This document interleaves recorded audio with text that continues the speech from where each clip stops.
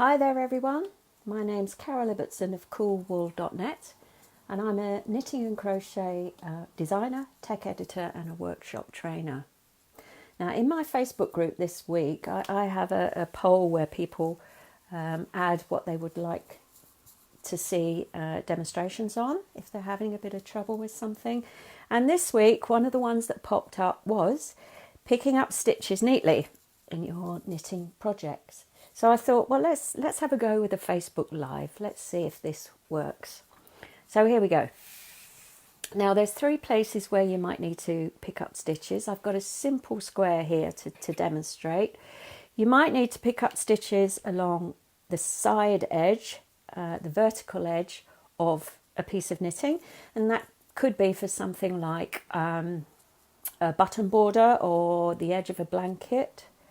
You may also need to pick up along the horizontal edge, so the top or the bottom, and again that could be for something like a blanket.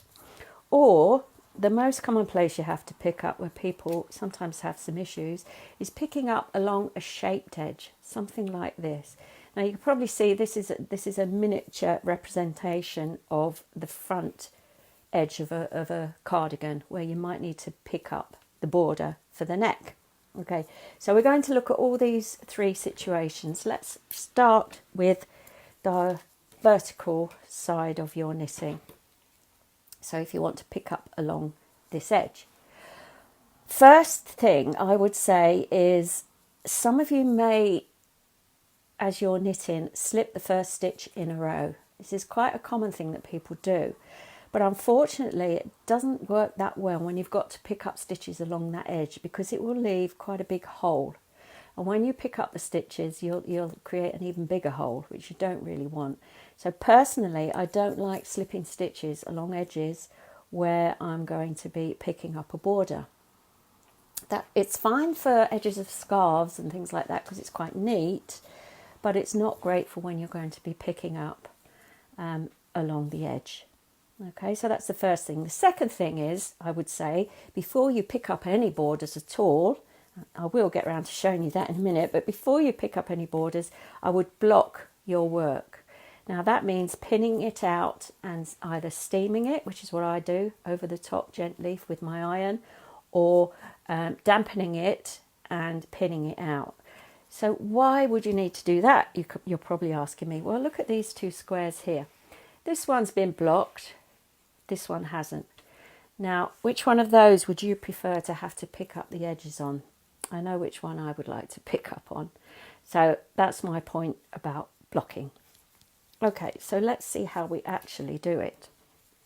So if we're going to pick up stitches along this edge, if you're working to a pattern, you might be given the number of stitches that you should pick up along this edge. So how do you work out how to pick them up evenly?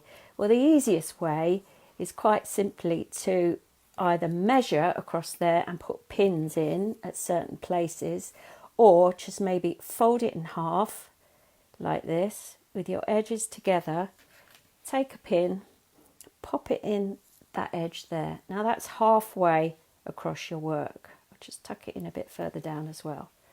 Okay, so that's divided it into two sections, which makes it a bit easier when counting stitches. Let's do that again. Let's take the edge into the centre this time and pop a pin in that edge. Tuck it in. And again, the other side. So we've now divided, when I finish this, we've divided our edge into four sections. Here we go. That's the fourth one there. So 4 fairly evenly sized sections. As I say, if you prefer, you can measure those out. So supposing the pattern said, I'm going to pick easy numbers here. Supposing the pattern said you need to pick up 24 stitches along that edge. Okay, well, the math says that 24 divided by 1, 2, 3, 4 is 6. So that's telling me I need to pick up 6 stitches in each section here. Okay, now the maths might not always be that easy. You might have some odd numbers cropping in, but you can always pick up a stitch exactly where the pin is and adjust that way. So how do you pick them up? Well, let me show you that first before I go off on my little pep talk that I'm going to give you in a minute. You must pick up in the corner. And I always tend to pick up one whole stitch in. So I've got 2 strands there over my needle. That is the first stitch on the corner there. And apologies if anyone's commenting to me while I'm doing this, but I don't have anyone to help me, so I can't answer your comments, but I will have a look afterwards. So I'm going to pick up my first stitch here, and all I'm going to do is make a loop, and I'm using a different colour deliberately so you can hopefully see it a bit easier, and pull it through. Just give that a little tighten there. So that is my first stitch picked up. So picking up actually means picking up and knitting really. So let me do another one here. I'm going to go into my next, under there, under both strands of that next stitch, and pick up and knit. So there we are, we've got 2. Now we've got to end up with 6, so I think I'll probably skip a little way along, go under that one and pick up the next one. That's 3. 4, I'm going to go in there, always under the 2 strands. That's what I prefer to do to avoid big holes. I might go in that one there, that's 5. And the last one right near the pin there, that's 6. Oops. And there we go. So that's picked up 6 stitches fairly neatly. And I would do that all the way along, making sure you always have a stitch in the last one there. You've got to pick up the corners properly. Now a word about this picking up. First of all, pick up with a needle. It'll probably tell you in the pattern, but I would pick up with a needle that's a size smaller than what you used for knitting your body. That helps you avoid making holes that are too big. When you've picked up all the way along, you just turn and work whichever pattern you're using. Now quite often that will be a rib, it may be garter stitch, or whatever pattern it is. It will be fairly neat. Now before we go any further and I carry on with this, I'm going to show you what to do if those number of stitches that you pick up that it tells you to in the pattern, or what if they don't look right. For instance, have a look at this picture here. If you can see it, hopefully. On the left here, we've got stitches picked up that are lovely and neat, nice and straight. In the centre one here, we have stitches picked up where we've picked up too few stitches, and that's going to pull in like that, which doesn't look great. And in the third one here, we've picked up too many stitches, which means we're going to have these sort of ruffles appearing and the edge is going to flare out. Okay, so supposing you've picked up exactly as the pattern says, and you've worked a few rows and you find that one of those things is happening. Either the stitches are pulling in or they're flaring out. Or take this example, supposing you have been working from a pattern on a cardigan, but you've made it maybe slightly longer than the pattern has said, deliberately, because you want a longer version. So how now are you going to work out what stitches you should pick up? Because the pattern is for a shorter version. Okay, if either of these things happen, I'm going to show you a useful tip for picking up without measuring. So I'm going to start again. I'm taking all my pins out. And again, I'm going to start through the corner with my yarn, and I'm going to make pull one yarn through there, just like before. Now there's a really useful rule of thumb.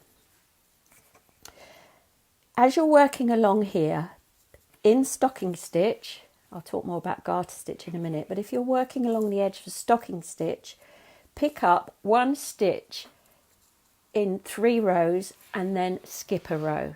So pick up a stitch in 3 out of every 4 rows, and that works fairly well because of the tension that stocking stitch usually gives you in relation to stitches against rows.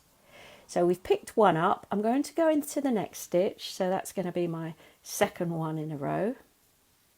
So I'll pick that one up. I'm going to go into my third one, which is there. See, these are rows. There's a row there, a row there, a row there. And pick one up. Now in the next one I'm going to skip it because I'm picking 3 out of every 4 rows. So skip that one there, go into that one there. 1, 2, 3. Skip the next one.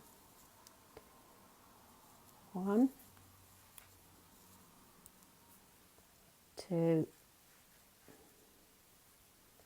3, and skip the next one. And so on, all the way along, but always making sure that you do have a stitch in the last one. Now this works quite well, as I say, on stocking stitch. 1, 2, 3, skip the next one. But you also need to be aware that if this is going to be in a pattern, say a 2x2 rib, then you've got to take that into account as well. So 3 and skip 1 in the stitches you're picking up. So you might have to do a little bit of adjusting towards the end to make sure you've got a stitch count that works with the pattern that's coming up. And if it's a 2x2 rib, you normally need a stitch count of, which is a multiple of 4 plus 2, because you start and end with 2 knits normally. So 3, skip 1, let's see how we're doing. 1, 2, 3, skip 1. And then I'll finish with 1, 2, and 1 right in the corner there, 3. Okay. Now there are, you can see those gaps at the moment because they're still on the needle, but as you start working your pattern, whatever pattern that might be, they will start to close up, and that to me looks fairly neat. I hope you think the same. So there we go. A useful tip: pick up 3 out of every 4 rows if you're working along stocking stitch. Now if you're working along the edge of garter stitch, because of the way garter stitch tension works, it's actually a bit easier because each ridge here is 2 rows. And in garter stitch, you might or might not know this, the width of one stitch is equivalent to the height of 2 rows. Okay, that's a sort of a rule. So again, I would pick up in the corner, and this time what I would tend to do, get that edge out of the way. So I would pick up here. Let me just get some yarn. I'm not going to do all of this, just going to show you what I would do. So pick up 1 there. And then you can either pick up in the dip between each ridge or the ridge itself. And I actually like to pick up on the edge of that ridge itself. So I would pick a stitch up there, and I'm just going through that one part of the stitch. And then I would pick up on the next ridge through there. This is a little bit more fiddly. And then the next ridge. But whichever part of the ridge or the valley that you pick up, make sure you're consistent, that's all, so that it always looks the same. All right, so that's garter stitch straight edges. Right, the next thing where we might have to pick up, as we said, was in stitches along a horizontal. Well, that is a lot easier. Basically, you just pick up in the middle of each stitch. Now, you probably know already that a stitch from the front looks like a V, like this. So if you're picking up in the middle of that V, that's where I would start. Again, I'll just grab some yarn and show you what I mean. I won't start right at the edge because of the other bit will get in the way. So pick up in the middle of that stitch there. Then in the middle of the next stitch. So stitch for stitch. Here's my V in the middle of that stitch there. Here's my next V in the middle of there. Don't be too worried about coming in a bit from the edge. It's better to come in slightly than to be too near the edge and end up with a hole.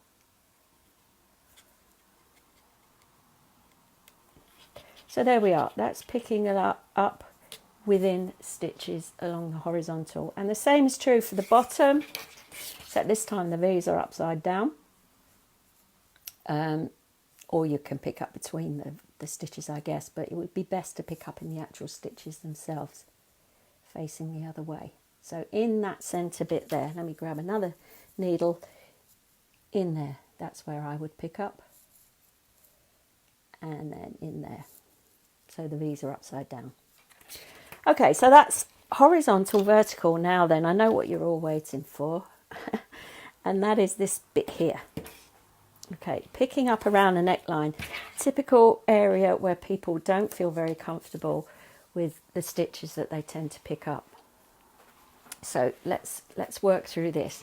Now again, if you're given the number of stitches that you should be picking up in a particular area, you could do what I did before. You could fold or measure, and you can put pins in to measure halfway, and then a quarter way, and so on, just like we did before. And you could pick up an even number of stitches across there. But as before, I'm going to show you a trick where you don't really need to do that, and I think this works out quite neatly. Now for this, I'm actually going to use a circular needle, because if I'm picking up round here, I want to show you that it lies quite nice and flat when I've done, and I won't be able to do that with a straight needle. So what we do is we divide this up. This is a horizontal area to pick up from, just like we did just now. So in the centre of the top of each stitch, starting right there in the corner. Don't be afraid to pull your stitch in. It's not going to break. So I'm going to pick up there. Let me get another bit of yarn. Some of the bright-eyed amongst you might see that I've actually got square needles here. I started using them a while ago, and now and again I pick them up and use them again. No great shakes on whether they're better or not than round needles. So that's picked up the first stitch. Look at the next stitch there and go into the centre of a V. So let's pick that up. Sorry, missed that one. So there's 2 stitches into the centre of the next one. I really hope you can all see this okay. It looks fine from my point of view, but I'm not the one watching it. Into that next one. If it doesn't work, I'll do another one another day. Into that one.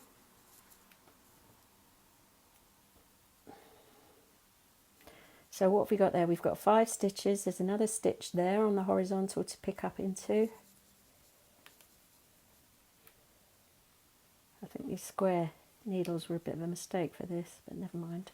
And there's one more to go here, into that one there.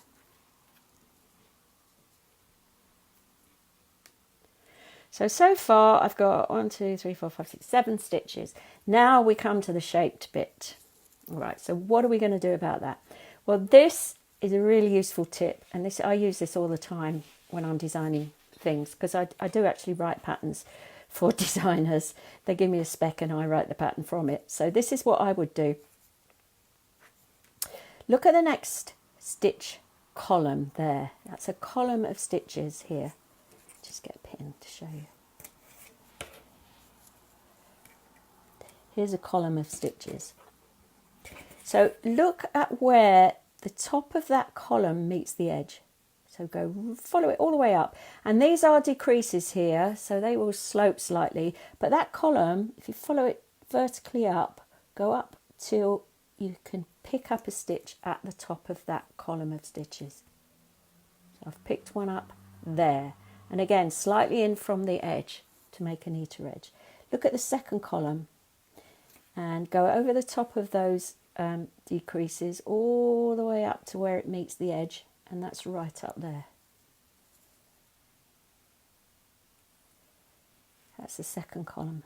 Here's my third column of stitches. Follow that up and go in there.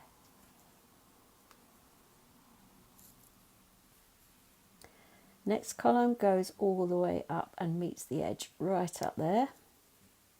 It might seem like you're going quite a way, but honestly, it's fine. And then this column is all the way up there. students on my finishing courses before have told me that this method has given them the neatest neckline they've ever had. So I was quite pleased when they said that. This goes up here. So we've picked up there. And then what have we got left? Well, we've got one here, which actually seems to flow into that one. I think I'm going to pick one up. Again, you do have to make some decisions. There, for the top of that one. Now, we're back on the straight again. And remember the rule for stocking stitch? Pick up 3 out of every 4 rows. So I'm going to pick up in the next one. There. The next one, that's 2. And the next one, 3. And then I'm going to skip 1. So 3 more. 1. Pull it apart a bit so I can see properly. There's 1 hiding in there. That's 2, and now that's 3, and then skip 1, and then what am I left with? 1, 2, and then 1 right in the very, very edge. So I'm going to go under those 2 strands there. Sometimes a bit tricky to get that last one, and I've just slipped that off, so I'll try again. There. Just about got that, I think.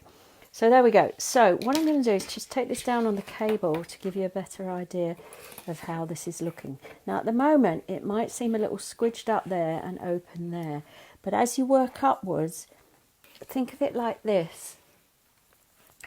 This is working this way and this is working this way. So this needs to be slightly more open because mathematically they're sort of going to meet together, if you see what I mean. So that's why you only need to pick up 1 stitch at the top of each column of stitches going across the shaped area. 3 out of 4 in the top, 1 for each stitch in the horizontal. And this horizontal, if it was on a sweater, for example, this might be some stitches that you've left on a needle for picking up later. So you'll have all those there.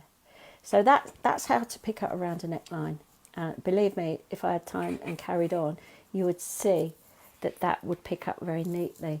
And in fact, I've got a worked example here somewhere. Here we go.